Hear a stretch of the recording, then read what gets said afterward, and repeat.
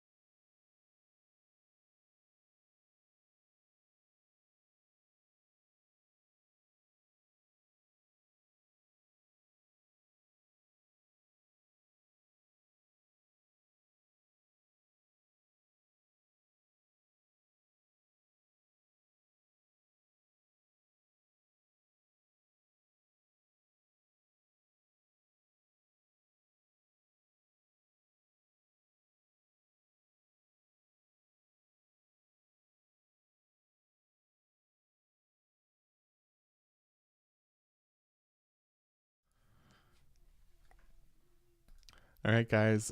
This week on this live stream, what I want to try and do is a couple of things. I want to cover a few different topics today. The first thing we're going to do is just take a look at, what I've done so far in my development of Shapes and Numbers since I've moved it to Xcode.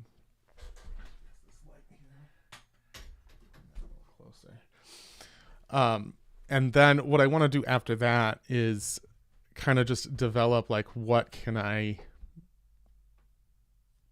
think my toddler is outside my door.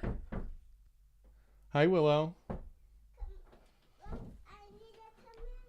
You want to come in? All right, have 1 second.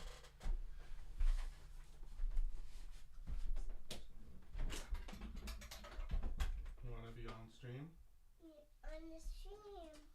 Okay.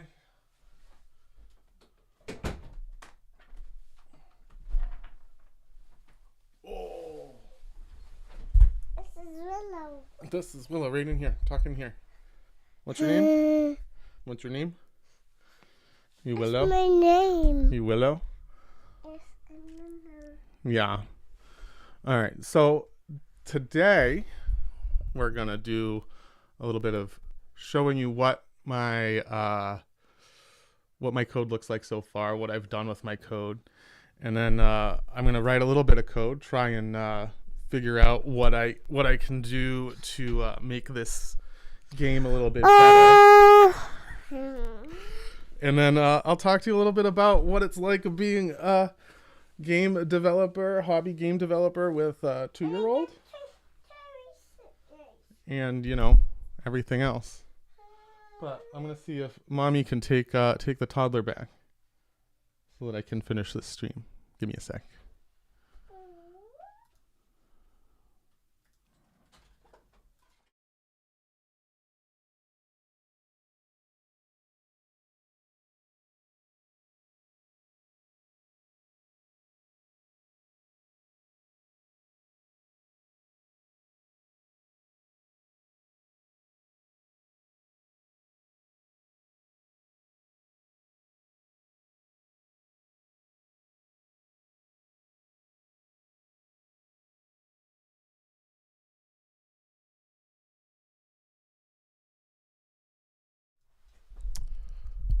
All right.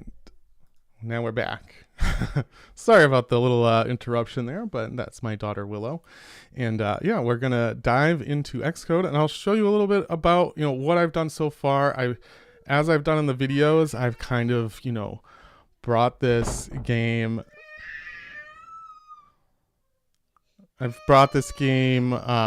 From Swift Playgrounds. I prototyped it and brought it over. And then, I've made something happen. So now we're in Xcode, and we're going to kind of take a look at where we're going next, what we're doing. In the last video on the channel, I talked about how I added particle effects to the game. So I can show you that right now. You know what? The 2-year-old might have to join us. We'll see.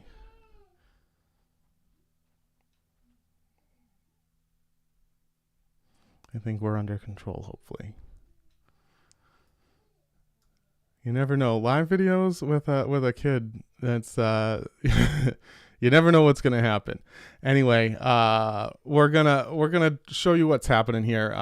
In game scene, what I was able to do was add basically just a particle effect. So when you click your shape, you just get this emitter node here, and it explodes, and it has a nice little effect. So this is just a SKS file that you create, and you tweak it with all of these different settings, and it does what it does, right? It's pretty simple, but it's something that Swift Playgrounds can't do. So as I was able to, get this game finally on my computer, I'm able to add these kinds of things. The next thing I want to do, and that's kind of what the point of this video is show you how I've already started to integrate Game Center into the game. So let's take a look at that here. Game Center is, so basically it's pretty simple. You have to create like a class here. I call it GameKit Helper, and this takes most of the functionality for Game Center and boils it down to stuff that you can call in your code. So I have some stuff here already available for achievements and authenticating the player and so on and so forth. There's some stuff about leaderboards and reporting the achievements and all of this. This is pretty simple boilerplate stuff, and it's not too hard to find code on the internet about how to integrate Game Center. And in fact, Apple's own documentation is pretty good around this. And then and that's pretty much what I use to get this kind of set up. And then what you're going to do is in your game view controller, you need to make sure that you're checking with iOS 14 and newer, they have a new way of dealing with Game Center. So if your user is below that, then you're going to need to make sure you're not using this stuff. Otherwise, you'll get errors. And then otherwise, you can do it. So you just have this come in, and you just check this. And up at the top here, I'm authenticating the player, I'm setting my singleton, and so on and so forth. And then inside of game scene, you need to make sure that up at the top here, you need to make sure you have your delegate and you have your Game Center view controller did finish. That's pretty standard documentation stuff. And then inside of where you're reporting, wherever you're reporting a high score. So for example, when you win a game or when you lose a game, you might report your score.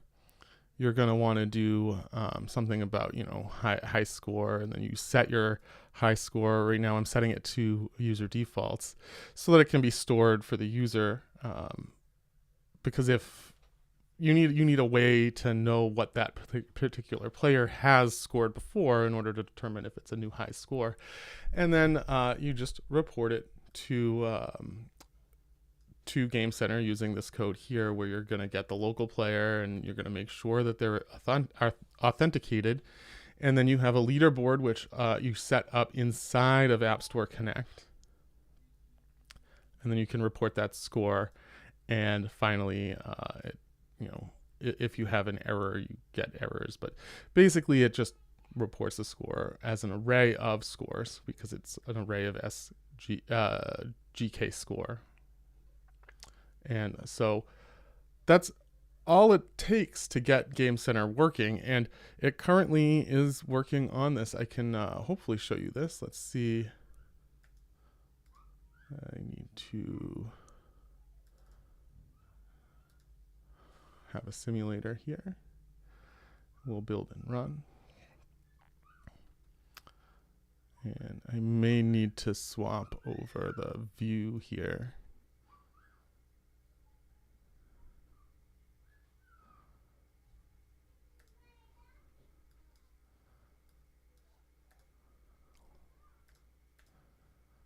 Let me go to this.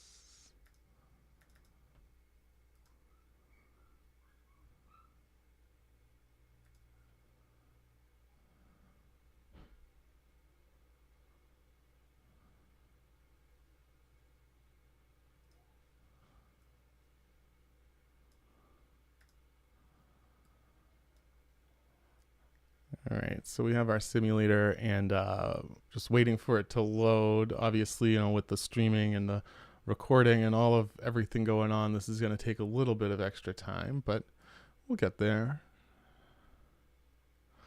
All right, so you can see I've added a little bit of a home screen here, but because I have Game Center, it is allowing me to use Game Center. Now, I don't have it signed in here on my computer, but if you were signed into Game Center on your phone for playing, it would automatically log you in, and then it would track your HighScore. Now, some of the other stuff that I've done with Shapes and Numbers is I've added this new background. It's just kind of a placeholder for now. I'm working on how I want to do this, and I've reintegrated the main menu because I took all of that out to get it over into Xcode. And finally, I hooked up these buttons here. So our HighScore menu is, at least the navigation to it is back. I need to rebuild that. And then so main menu goes back here. And then if we do start game, we can get into our game. And you can see we can now play Shapes and Numbers. And I think it's becoming pretty good. Now, I have this issue here. If you're not on Game Center, I don't want to show this sign in box up at the top. We need to make sure we get rid of that. And, there's some other minor things that need to be fixed. But overall, it's pretty good. You can see I have those explosions working in the game now. So when you click on a square, it does actually do that animation, which I really think adds a lot to the game. I just want to add a little bit of sound effect to it. That's something that I'm going to do in another future video. But overall, that's kind of where we're at. So today, one thing that I had in kind of mind was, if I go to the main menu, I have this player experience thing here. And I was thinking of making a leaderboard for players to kind of, as you play the game, you earn experience. And if you win, you earn more. If you lose, you get kind of deducted. I'm trying to think of how I want to approach this, because there are a number of ways to think about it's almost like a ladder system, right? Where maybe you do seasons, and every 3 months people will earn points on their experience, and based on that experience they would climb that ladder, and then at the end of the season you could have however many, like your average position or whatever. Like all of this could be tracked, and it would make the game a little bit more than just a casual game. Like there'd be a little bit of competition there, even if it's not like a fully multiplayer game. But that's kind of the direction that I want to take this idea. It's just, how do I do the math behind it? Because let me put Xcode back up here. I can show you what I've got so far. Right now in Game Scene, really what we're calculating is, it's not that impressive. Let me see. Not this. PlayerXP.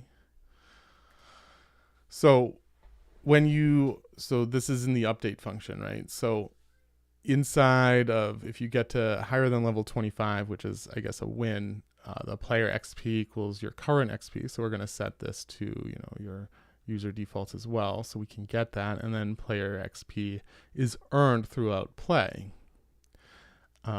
And then if you lose, which would be if your timer drops below 0, we have current player XP minus, and right now I just have hard-coded 300 divided by whatever level you lost at. So the idea is that if you lose on level 1, you're going to lose 300 points from your experience. But if you make it to level 25, you're not going to lose that much at all.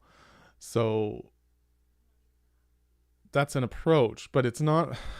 Unfortunately, I think it's not a very good one, because as I've been playing it, like, if you lose on level 25, your current player XP you're going to lose a little bit, but when you win, every time you win, because of the way this is set up and how players earn experience, it's going to be like hundreds or thousands of points per game won. So I think that would be kind of a problem. So I need to kind of rethink this and think about how to do a better calculation that allows people to do a little bit more with within that dynamic of kind of maximizing your points while still like trying to play the game and having fun. I don't want there to be like an exploit where if you just do this one thing every time, you're guaranteed to be at the top of the leaderboard. I need it to be a little bit more dynamic than that. And that's just going to take some time to think through, like, what is the best approach for this. So that's kind of the next thing that I want to tackle. And I can play around with that here. You can see one of the things that I'm doing is when you click on the wrong shape, not only are you losing points in the game and time is being deducted from your timer, but I also have, player experience is being dropped.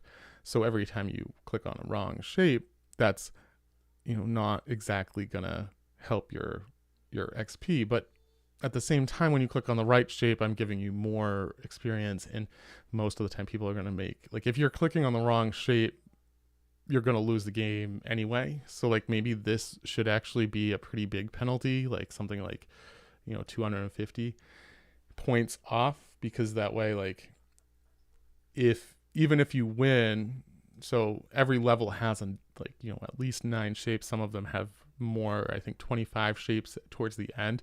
So yeah, like each level at the end could be like 200 points or something like that.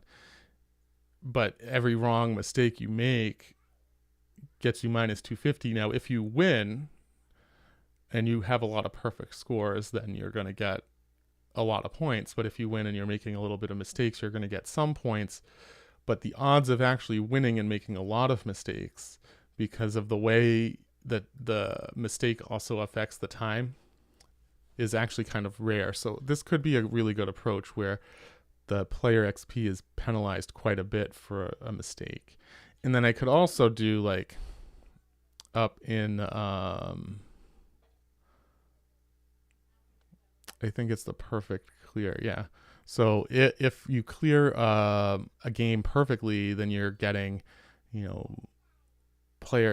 is a level, right? So every time you clear a level, if you clear it perfectly, you're getting plus 10, but maybe this could be like plus 100 or something. So if you have a perfect clear, not only do you get a whole bunch of points from clearing that level for every time you click on a shape, but you're also going to get a bonus for clearing it perfectly. But if you just clear a level regularly, maybe it's only 10 points or something like that, right? So it's not like a huge bonus, but you're still progressing. So I feel like you still should get something for that. You've already lost 250 or more points for every mistake you made on that level. So that's kind of the idea. And, I have to play test all of this. That's kind of one of the biggest challenges of, being a solo game developer with kids and a full-time job, is finding the time to actually get meaningful feedback and play test these things, because every change you make on a game, every little tweak to the code could have a huge impact on the gameplay of that. And so it takes a lot of time to just do the testing and figure out what works. And then as the developer, I know what's going on in the code, right? I wrote it. So it makes it even harder to kind of visualize, well, is this really too difficult for the player, or is it not difficult enough? Because I know all the tricks and all the kind of ways to manipulate the way the game is being run. So that's where kind of, test flight and beta testing really comes in handy. But it's hard, in my experience, when you don't have a huge fan base and following to pull from. It's really hard to get that meaningful feedback. Sure, you'll get play testers and you can see like crash logs and stuff like that, but I find it really hard to get the well, if you did this, what if you did that?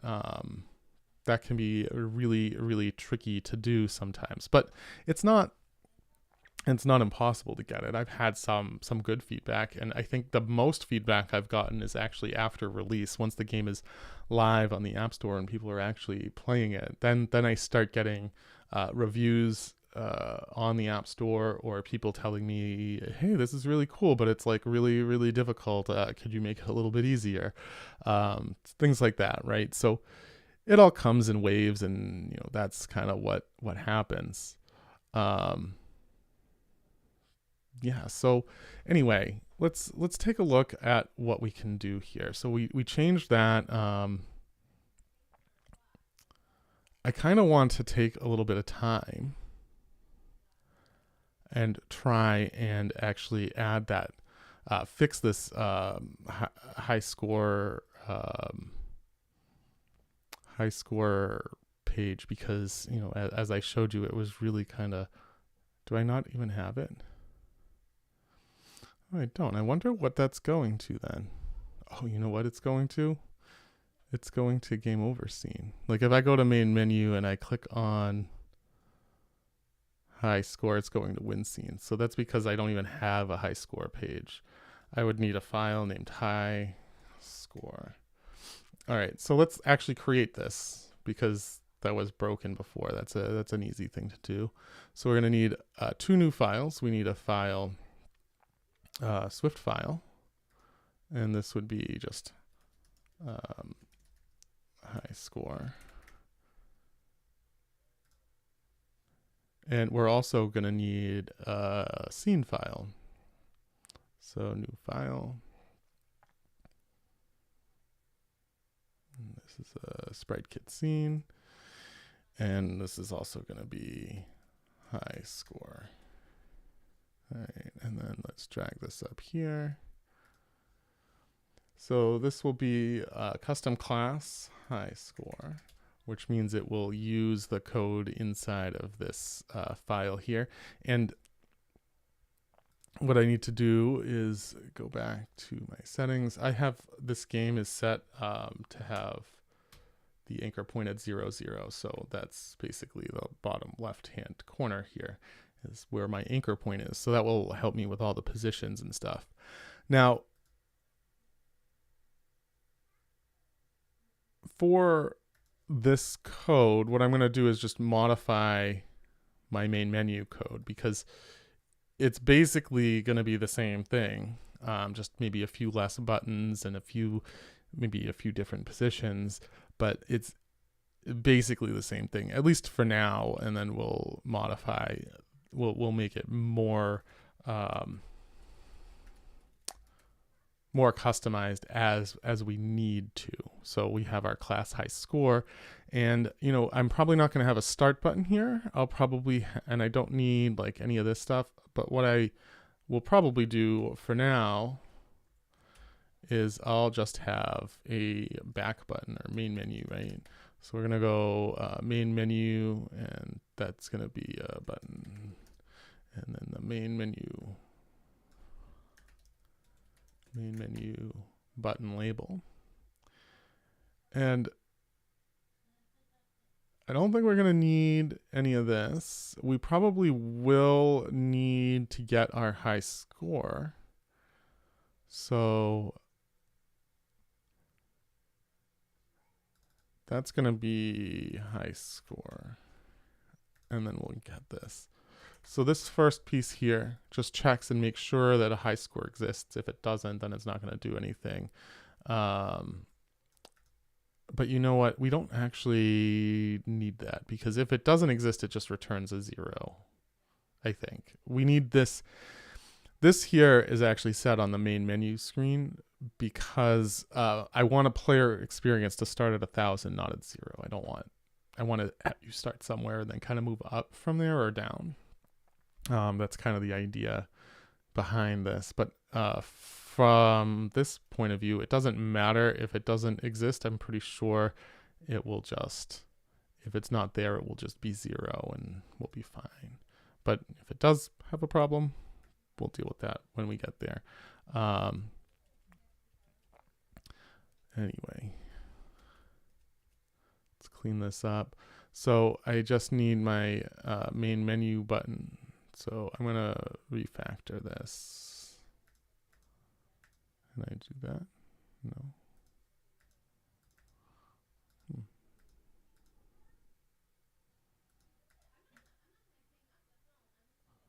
I don't know why it won't let me rename that. Anyway, let's just do this. Main menu button. We'll do this, and then copy this.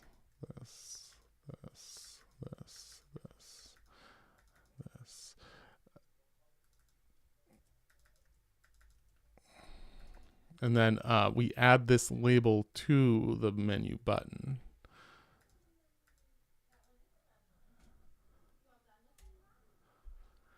And we're going to need one more thing. We're going to need a variable for high score, which is the player's high score. And that's just going to be an integer. And that's what this is here. High score. And then we can have a label of our high score. Label equals label node. So then we just need a label node, so we can just copy this. We're going to just add that to the scene. We don't have a button to add it to. We're going to change the variables here, and this is going to say high score, and we'll have to report the high score, right?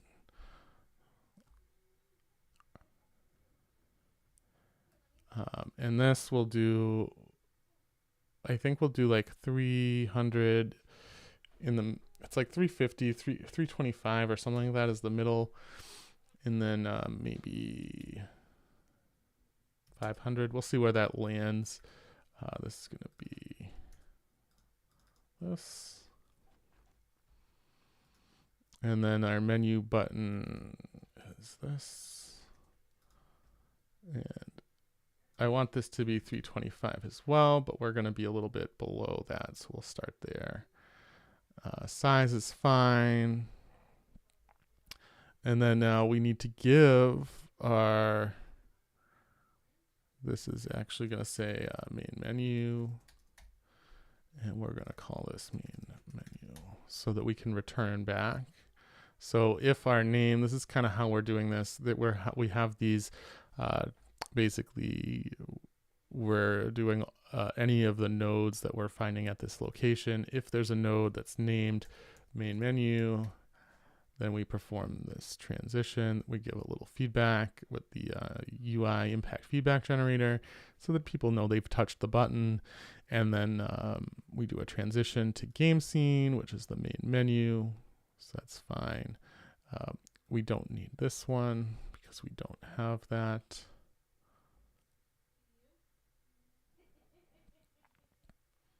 So this should all work. The one thing I want to do is, which I guess I got rid of was I wanted to create that background.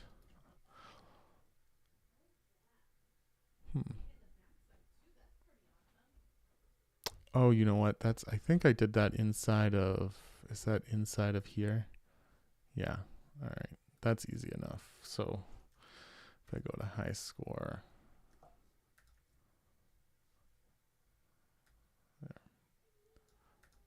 now we have that in there. So that's just dropped into the scene.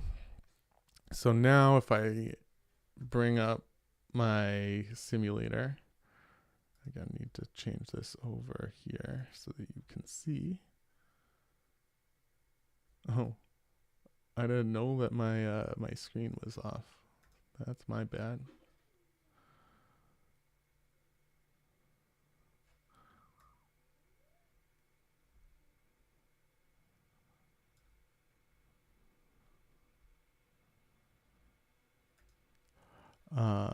And then so now we're gonna go to my simulator.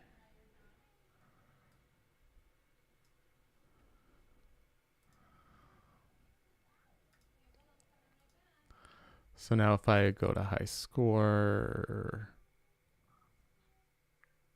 all right, we do actually need to do that check there. All right, let's add that. That's pretty simple to add in because we already have it. It's in main menu.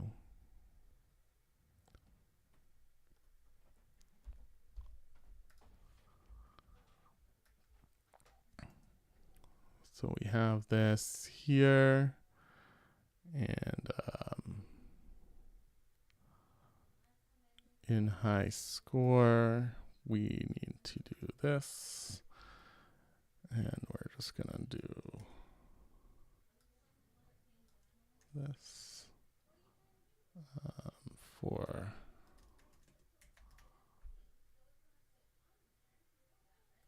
also, I should check and see if that key is correct before we really dive in here. When I set my HighScore,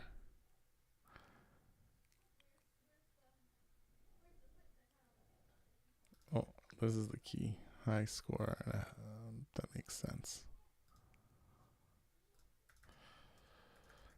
All right, I'll just set this to 0. So if it doesn't exist, we have a HighScore of 0, HighScore.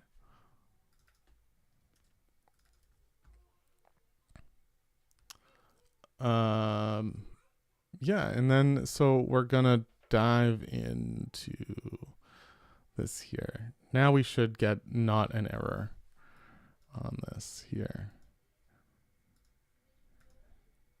So our HighScore is set at 0. So let's play a game. You know what? I don't think we're actually going to be able to win this.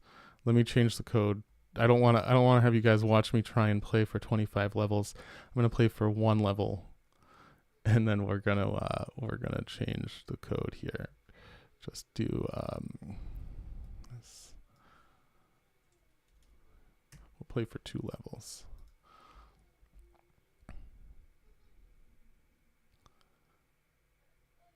All right. So now we're going to play, we're going to have this, and then, yeah, 184 is my score, 184 is my HighScore, and then we're going to go to main menu, HighScore, 184. So it's all working and all set up. That's good. I want to, go back to Xcode here.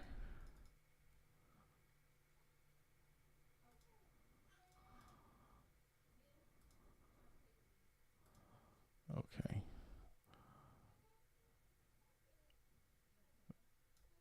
Hopefully that's a little better than earlier. Sorry about the technical difficulties of being a newbie streamer. There's a lot to worry about. Let me make this a little smaller here. I guess what I could do, I'm going to try something. I'm going to do, just so I don't have to keep switching back and forth. We'll keep our code right here. And then I'm going to add a new capture.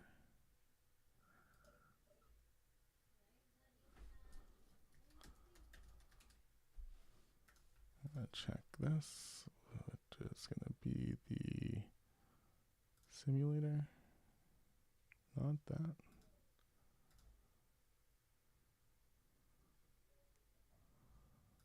Why are you not letting me? There we go. All right, and then we're gonna.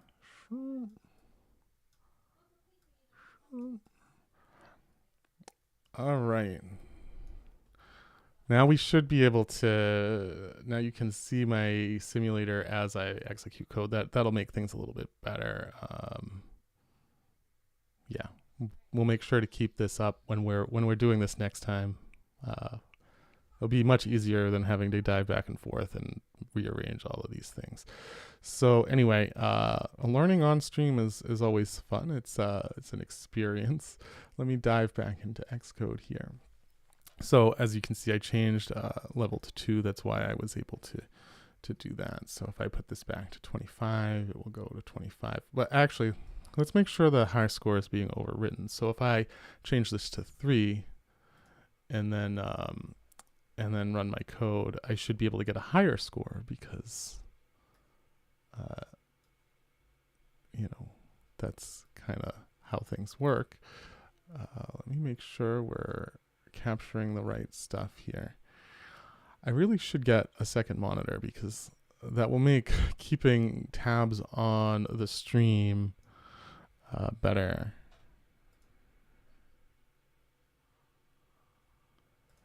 I haven't done anything with metal because I haven't learned any metal yet. It's something I want to learn, so that was probably just a standard Swift file, just a dot Swift or whatever they are. I don't know what the extensions are. I think it's just .swift, and then the SKS file is the scene file. So I do want to learn metal, but it's always been kind of intimidating to me. I think maybe I'm making it out harder than it should be, but we'll see. Anyway, let's double check. Let's see here. We're gonna go into start game. I wonder why that didn't work. Oh, you know why? I know why. Because as I was testing this earlier, when you clear a board, my level is being increased by 3. That's why. So if I change that to 1 and then restart this, now when I go into my scene here, start game. So now we'll 2 and then 7, 2, 3, 5, 8. So now my HighScore is 1874. Main menu, HighScore, 1874. And then just to make sure that it's not overwriting a lower score, score is also tied to the timer, but I can also get some wrong answers, which will hopefully mean that, I'm not going to have as high of a score this round.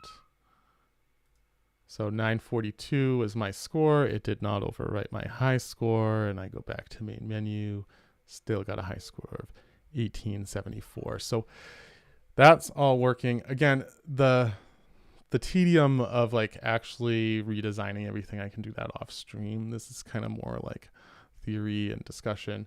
I do need to find a better way of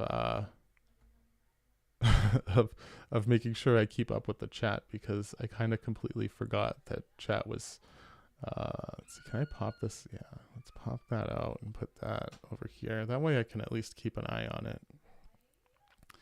And we'll keep this. I don't really need to know much about this other than that I'm live. Man, trying to manage all these windows on one screen is a nightmare. Now I know why streamers have have multiple screens. Anyway, that's kind of where we're at. I think, you know, as I build this out, the next thing I want to kind of add to this, which is, you know, going to take a little bit of time to figure out, is just adding some sound effects, building more animation. And what I really want to do is actually, I can show you in game scene. So we have right now, the way the game goes is it has these grid positions, right? So like level 1 through 9 is basically this 3x3 grid that every level you're adding to, and then after you complete that, you go to this 4x4 grid and you add to that, and then you go to this 5x5 grid and you add to that. But what I kind of want to do is actually create each level to be a distinct, like, handmade level, and that takes a lot of time to do because I have to go through and test, and I want to put like booby traps in, or like other tricks to try and trick the player into like actually having to think about, you know, what to do. And that's just something that's going to take time, which is not as easy as it would be if I could dedicate, you know, hours and hours and hours to this. Right now it's like, if I'm lucky, I can do, 2 hours here and there. And, you know, having the ability to do this live stream is great. But obviously I don't get as much done when I'm talking to you guys because I'm still learning how to do the live stream, obviously. But I think it's fun. I think it's interesting to actually be able to talk to people. I'm happy to see that, you know, some people are actually watching the stream and coming in and chatting and stuff. So yeah, I'm really excited to kind of see where this goes and what we'll all do next. If you have ideas for what I can do on live streams, leave a comment below. Let me know, because I want to make this interesting for you guys to watch. I don't want to just sit here and talk about random stuff if it's not interesting. Some of the other things that I've thought about showcasing, like, on this channel are that aren't necessarily related specifically to coding, are like how I just manage everything, right? I have a full-time job, I have a family, I have the idea of, you know, making these small Swift projects, but I'm also doing the YouTube thing as well and live streaming. So, you know, there's a whole productivity or like scheduling that I kind of have to manage this whole thing, and I can share a little bit of that if that's interesting to anyone out there.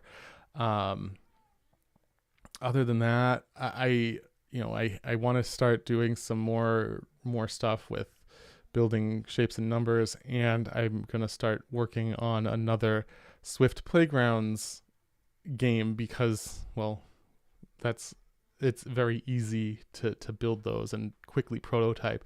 And I actually am really impressed with how fast it is to like prototype something, and then if you transfer it over to Xcode, you can build it into something a bit more polished after the fact. But Swift Playgrounds just made it so easy to get this idea for Shapes and Numbers working and on paper and everything. And I think that really enabled me to have a much faster process going forward. So yeah, I mean, let me know what you guys think about these live streams. Let me know what you think I can do, if I can do anything better. Obviously, I'm still learning the whole process, but that's kind of what I want to do going forward. Thank you guys for watching, and I'll see you next week with another stream. Bye for now.